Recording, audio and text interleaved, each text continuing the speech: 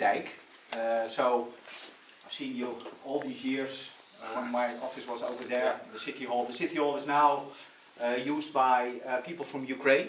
There are 120 people from Ukraine living here in the former city hall.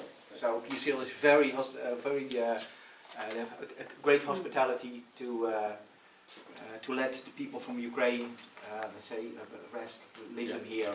So the hospitality of the people of Piershil is great, very huge. So on behalf of the City Council, I wish you a warm welcome here in Piershil again.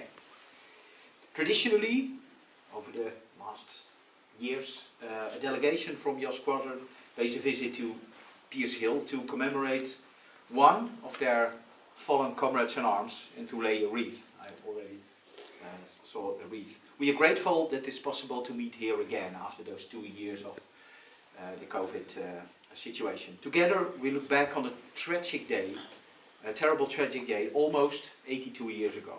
In the early morning of May 10th, 1940, 6 fighters of the 600 Squadron appeared on the South Holland Islands to help in the fight against 600 Squadron, by the left, quick, march!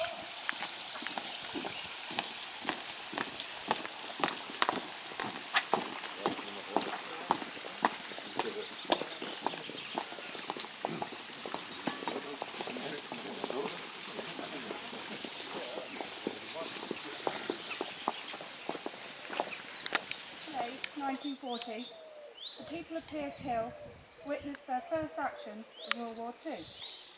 The dogfight and subsequent crash of the Blenheim was witnessed by one Corporal de Hoop of the Dutch Army, based near Piershil. He describes how the aircraft made a belly landing and skidded across farmland and stopped very close to him. He ran over with colleagues to help. Pilot Officer Robert W.H. Echlin, known to his friends as Bob, the gunner, was already dead. But they still attempted to retrieve his body. Unfortunately, the aircraft was now on fire and they were beaten back by the flames. Flying Officer Hugh Rowe, the pilot, was pulled out alive. A car was commandeered and he was taken to a dressing station at Oud Beijerland to have his serious burns attended to. It was there that he was visited by Pilot Officer Hayne and Kramer following their escape from the Blenheim that ditched in the sea at Overflacky Island.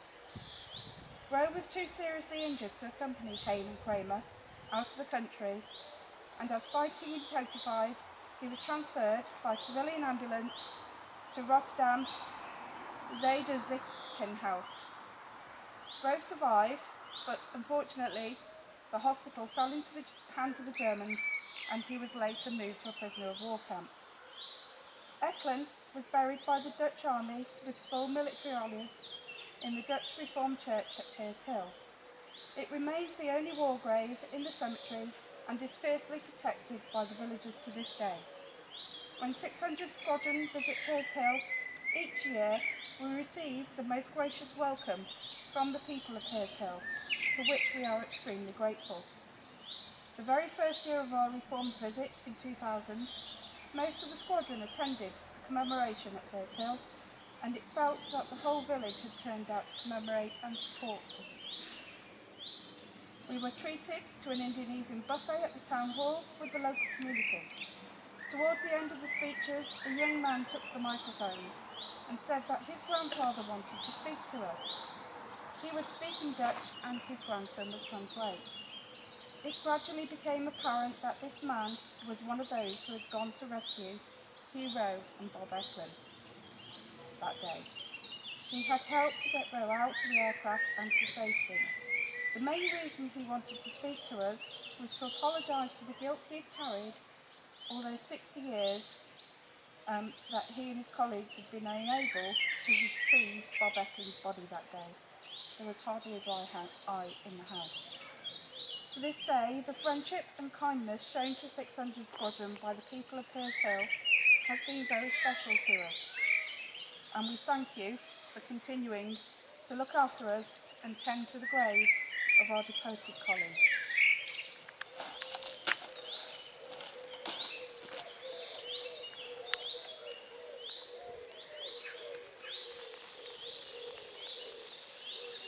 They shall grow not old, as we who are left grow old.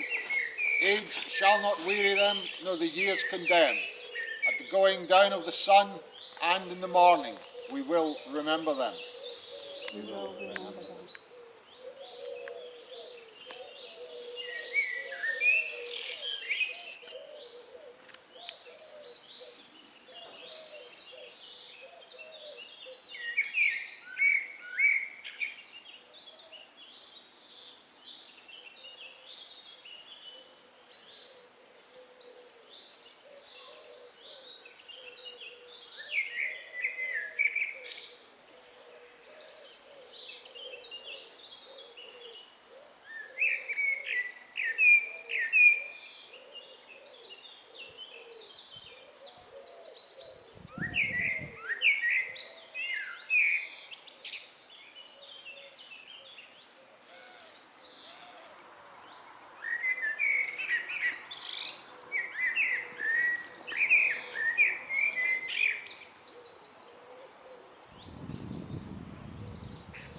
.600 squadron.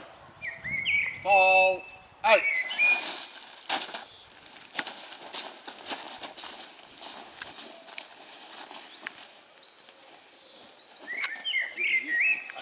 I was 2 seconds but I was counting it down. I was literally 58 or 50. Oh, no, sorry. He'd have been way past the 80.